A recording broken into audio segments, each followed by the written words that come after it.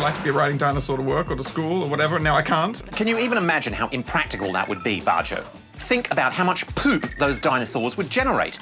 Tons and tons of poop every day, shoveling the poop out of your driveway every morning. It's more price to pay, down. Okay, I officially declare the dinosaur poop conversation over. Can we get on with the review? Okay, for now.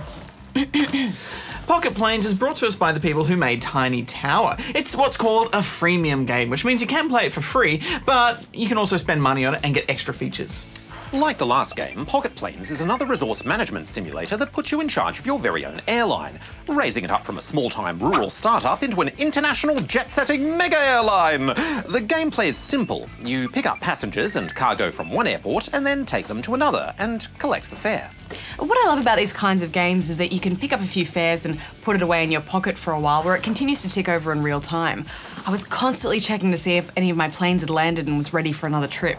That's the thing that frustrated me, Hex. It doesn't take long to get all your planes up in the air, and then you've got nothing to do, and you have to wait around for them to land, and that can take an hour sometimes. Yeah, but that's just the kind of game that this is.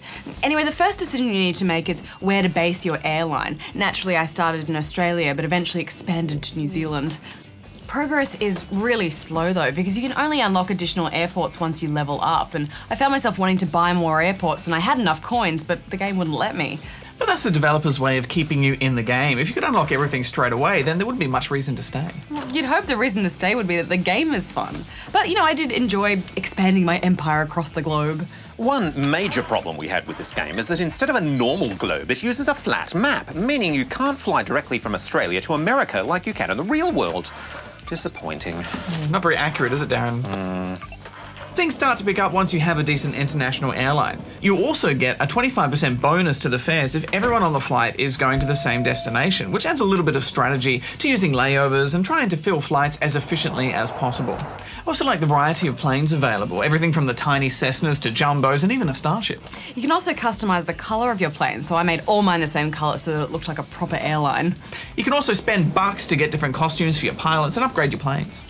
The attention to detail is great, isn't it? Affirmative, Hex. There are things like statistics for each airport, profit margins of all the different planes, and there are a range of events going on around the world at any given time.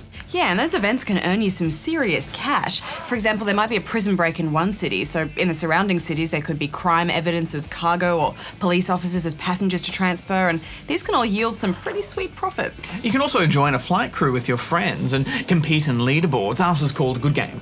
It has that kind of compelling gameplay that Tiny Tower has, where you always want to make sure that something's getting done. Yeah, I really like this, although I can't imagine you having too good a time without spending any real-life cash on it. I'm going to give it 7.5 out of 10 rubber chickens. I think if you're a fan of their other games, like I am, then you'll really love Pocket Planes, so I'm giving it 8.5 out of 10.